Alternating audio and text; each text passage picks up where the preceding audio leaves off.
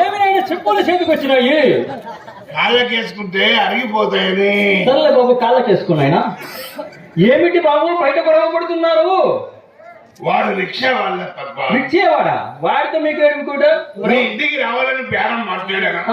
వాడు అంటాడు, ఏమన్నాడు? ఫస్ట్ క్లాస్ లో తీసుకెళ్లాలా, సెకండ్ క్లాస్ లో తీసుకెళ్లాలా, థర్డ్ క్లాస్ లో తీసుకెళ్లాలా అంటాడు. క్లాసులు ఏమిటి బాబు? ఆ మాటే అడిగారు.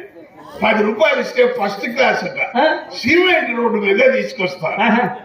5 రూపాయలు ఇస్తే సెకండ్ క్లాస్ అట, కంకర రోడ్డు మీద తీసుకొస్తారు. 2 రూపాయలు ఇస్తే థర్డ్ క్లాస్ అంట. వాడు రిక్షాలో కూర్చుంటే నేను దొక్కానంట.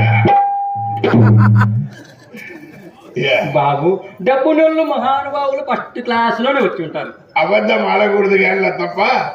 బాగా భోజనం చేశాను కదా, కొంచెం ఎక్సర్సైజ్ చేసినట్టు థర్డ్ క్లాస్ లో వచ్చా.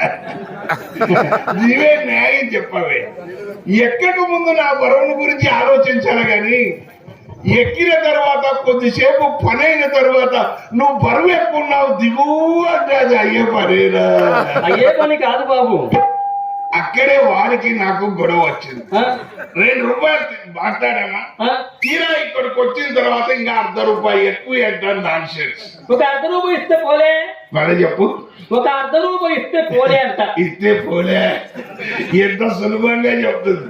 కష్టపడి సంపాదించే వాడికి తెలుస్తుంది డబ్బు విలువ. అందుకేనే మీరు సచ్చిన రోజు చందాలు వేసుకొని తీసేస్తారు. మమ్మల్ని చందాలు వేసుకుని చాల్చడం మాత్రం ఖాయం నాయన. మిమ్మల్ని మంచంలో పడి చావు రాక గురక పెడుతుంటే తీసుకువెళ్ళి గొడ్ల సావిట్లో పడుకోబెట్టి బంగారు గేడితో తులసి నోట్లు వేసి మీకు చావు రాదు. అది మా అదృష్టం, ఇది మీ దురదృష్టం. అరే నా కోపం రాదు కనుక సరిపోయిందిరా. మా బావడితో కొట్టిస్తా.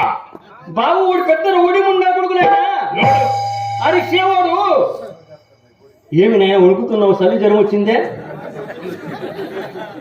వాడిని తిట్టక ముందు చెప్పాలి గాని తిట్టిన తర్వాత రౌడీ అంటే ఎట్లా? వాడు ఉన్నాడు వెళ్ళాడు చూసిరాడు తప్ప.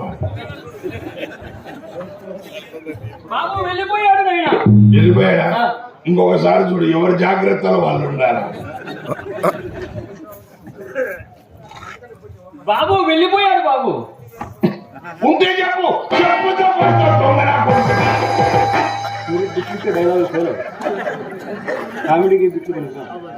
ధైర్యమే సాహసం. ఇప్పుడు వాడు వెళ్ళిపోయాడు.